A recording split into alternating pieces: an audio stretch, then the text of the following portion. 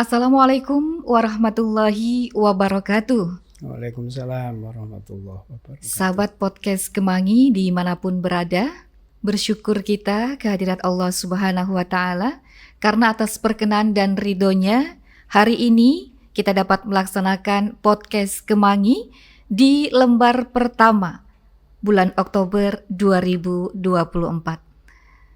Hari ini bersama saya Aziza dan saya sudah ditemani oleh beliau, Ketua Kelompok Kerja Pengawas Pendidikan Agama Islam. Kita sapa terlebih dahulu. Assalamualaikum warahmatullahi wabarakatuh, Bapak. Waalaikumsalam warahmatullahi wabarakatuh. Bagaimana kabarnya hari ini? Alhamdulillah sehat. Alhamdulillah luar biasa. Baik, sahabat podcast Kemangi, beliau adalah Bapak Haji Muhammad Abdul Wahid SAG. Begitu ya, Pak? Alhamdulillah senang sekali bisa ketemu dengan Pak Wahid hari ini. Alhamdulillah. Iya, sebagai Ketua Kelompok Kerja Pengawas Pendidikan Agama Islam di Kementerian Agama Kabupaten Banyuwangi, pasti sibuk sekali ya Pak ya? Nah, tidak juga. Tidak. Iya. Biasa-biasa saja. Biasa aja begitu ya Pak, tapi luar biasa. Nggih. Biasa di luar, tapi luar biasa di dalam gitu ya Pak. Iya, sebagai pengantarnya Pak, saya itu masih penasaran sekali. Apa sebenarnya yang membedakan antara pengawas PAI dengan pengawas madrasah? Mungkin sahabat podcast Kemangi juga belum memahami Pak ya, karena jarang diekspos mungkin Pak. Jadi hari ini merupakan kesempatan bagi Bapak sebagai Ketua Kelompok Kerja Pengawas untuk menyampaikan informasi yang seluas-luasnya bagi sahabat podcast Kemangi dimanapun berada. Silakan Bapak. Terima kasih atas waktunya Ibu Aziza. Kepada sahabat podcast Kemangi yang ada dimanapun berada, kami ucapkan Assalamualaikum warahmatullahi wabarakatuh. Waalaikumsalam warahmatullahi wabarakatuh. Terima kasih atas undangan yang diberikan kepada kami untuk hadir menemani sahabat podcast Kemangi yang pada periode ini merupakan periode pertama di bulan Oktober. Kita panjatkan puji syukur kehadirat Allah Subhanahu wa Ta'ala atas limpahan rahmat maunah hidayahnya, sehingga kita di pagi ini bisa bertemu dengan sahabat podcast Kemangi. Mudah-mudahan kehadiran kita semuanya, kegiatan kita ini merupakan sebuah nilai ibadah untuk diri kita semuanya. Sholawat beserta salam mudah-mudahan terlimpah kepada junjungan kita Nabi Agung Nabi Muhammad SAW. Untuk mengawali apa yang disampaikan oleh Ibu Azizah tadi terkait dengan keberadaan pengawas PAI, itu merupakan kepanjangan tangan dari pelaksanaan PP 55 2007, yaitu tentang pendidikan agama dan pendidikan keagamaan yang ada di bawah naungan Kementerian Agama. Secara regulasi bahwa pengawas PAI itu muncul pada PMA nomor 2 tahun 2012 tentang pengawas madrasah dan pengawas PAI, pendidikan agama Islam. Yang mana regulasi pertama ini merupakan penjelasan secara utuh tugas dan tanggung jawab pengawas PAI pada sekolah. Oleh karenanya, keberadaan pengawas PAI selaku kepanjangan tangan dari Kementerian Agama menjadi sangat penting dalam rangka peningkatan mutu pendidikan agama Islam yang ada di sekolah. Siap Bapak. Berarti kalau kemudian kita bicara tentang peran pengawas, ya Pak, objeknya itu adalah para guru di sekolah, seperti itu Bapak nggih?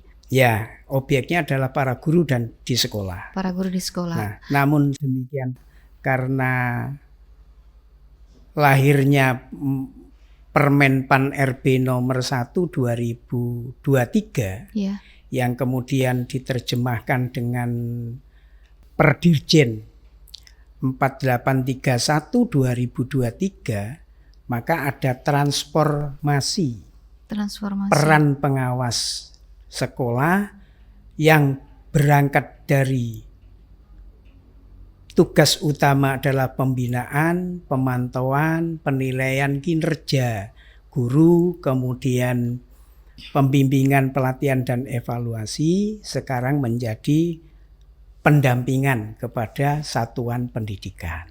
Pendampingan ya Pak. Iya. Berarti kalau kemudian hal itu dilaksanakan di lapangan, sisi perbedaannya dari mananya Pak? Sisi perbedaan pengawas madrasah atau pengawas sekolah dengan pengawas PAI dalam hal pendampingan ini tadi, dalam hal yang sudah mengalami pendampingannya, transformasi. Ya, dalam hal mendampingannya mengarah pada pendampingan pada satuan pendidikan dan juga pendampingan kepada guru PAI-nya. Jadi kalau pengawas madrasah dalam satuan luas di standarnya satuan pendidikan, sementara kalau PAI selain pada kepala sekolah yang mengarahkan pada pengembangan pendidikan agama Islam, juga pada guru PAI-nya dalam peningkatan kompetensi. Iya. Kalau berdasarkan realita yang barangkali Bapak jumpai sebagai pengawas yang saat ini bertugas untuk mendampingi para guru PAI di lapangan seperti itu, kira-kira gambaran para guru PAI itu seperti apa sekarang Pak? Dari sisi perjuangannya mungkin ya Pak ya, dari sisi semangatnya. Atau mungkin ada tantangan tertentu begitu yang dijumpai oleh para guru ini menurut pengamatan panjenengan? Kalau dari sisi pendidikan agama Islam dan tantangan bagi guru pendidikan agama Islam, kita proporsikan dulu di pengawas pendidikan agama Islam. Yep. Pengawas pendidikan agama Islam ini adalah pengawas yang bekerja pada lembaga, pada instansi yang di luar dari Kementerian Agama. Oleh karenanya menjadi sebuah tantangan tersendiri bagi pengawas PAI untuk terus memacu kompetensinya, meningkatkan kompetensinya dalam rangka memberikan pelayanan kepada guru PAI. Satu sisi itu. Di sisi yang lain, ketika bekerja di instansi yang bukan miliknya, kita tidak punya kewenangan untuk bisa melakukan sesuatu sesuka kita. Tidak bisa tetapi kita mengikuti apa yang menjadi irama yang dia jalankan. Tetapi kemudian keberadaan pengawas PAI ini di tahun-tahun belakangan ini menjadi sesuatu yang luar biasa. Peningkatan kompetensi PAI lebih terarah dibanding dengan ketika pengawas PAI masih bersatu menjadi pendis. Dulu ketika masih menjadi pendis, hanya beberapa hari atau hanya barangkali 1 tahun belum tentu 1 kali ketemu dengan pengawasnya. Tetapi kalau yang semacam yang sekarang ini hampir setiap bulan antara guru PAI itu bisa komunikasi secara langsung ataupun tidak langsung terkait dengan keberadaan mereka selaku pendidikan agama pengampu pendidikan agama Islam. Karena tuntutan pendampingan jadi frekuensinya harus ditambah untuk bisa bertemu dan berkomunikasi banyak, gitu ya Bapak. Tuh. Nah kemudian ini agak sedikit meluas begitu ya Pak.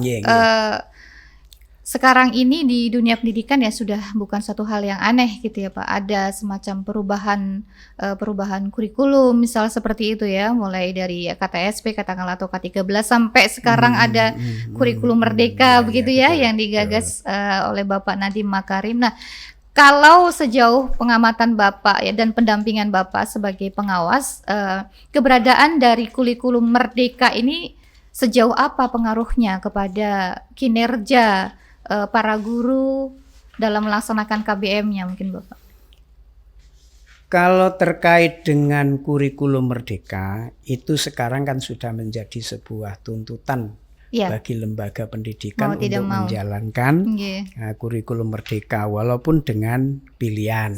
Ya. Kemudian sekarang di tahun 2024 ini itu menjadi sebuah kewajiban bagi lembaga untuk melaksanakan kurikulum merdeka. Memang kalau kita berbicara terkait dengan kurikulum merdeka dan peran pengawas PAI ini akan menjadi sangat menarik untuk kita bahas. Gitu ya, Pak. Kenapa? Kalau kita berbicara di kurikulum 2013 dan kurikulum sebelumnya KTSP, peran pengawas itu salah satunya adalah mereka harus membimbing, memantau pelaksanaan lembaga dalam memenuhi 8 standar pendidikan. Iya.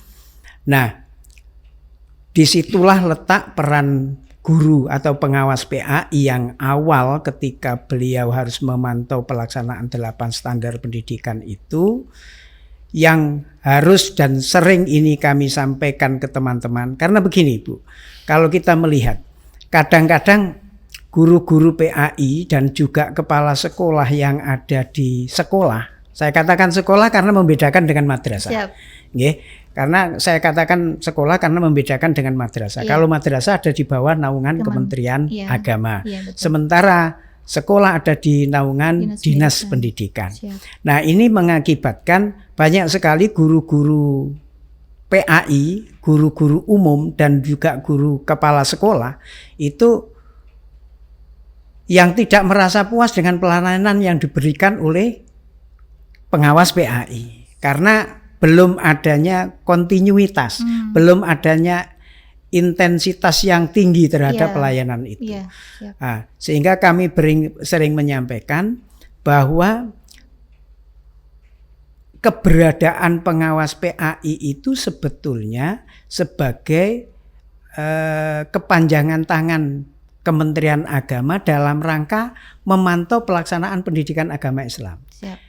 Secara kedinasan, guru PAI yang ada di bawah naungan sekolah itu ada di Dinas Pendidikan. Yeah. Akan tetapi materi pembelajaran yang harus disampaikan di bawah naungan Kementerian Agama. Maka saya berikan gambaran. Maka ada 4 faktor, ada 4 standar yang menjadi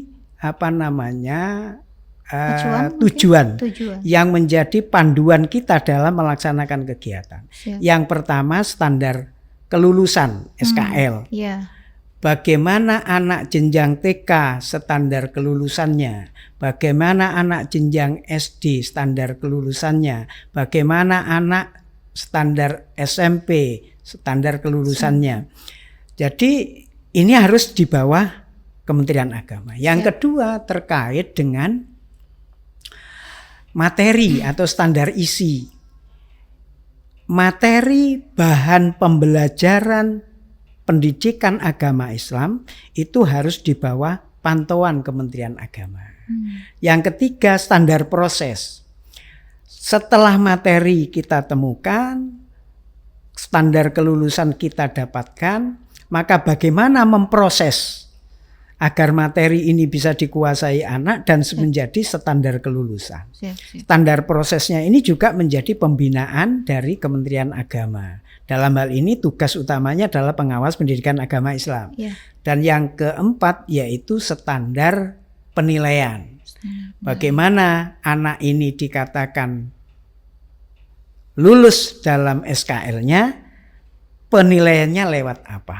Apakah lisan, tulis, performance, dan lain sebagainya. Itu gambaran utama tugas pengawas PAI. Sehingga ketika tertanam semacam ini, tidak tumbuh lagi nama istilahnya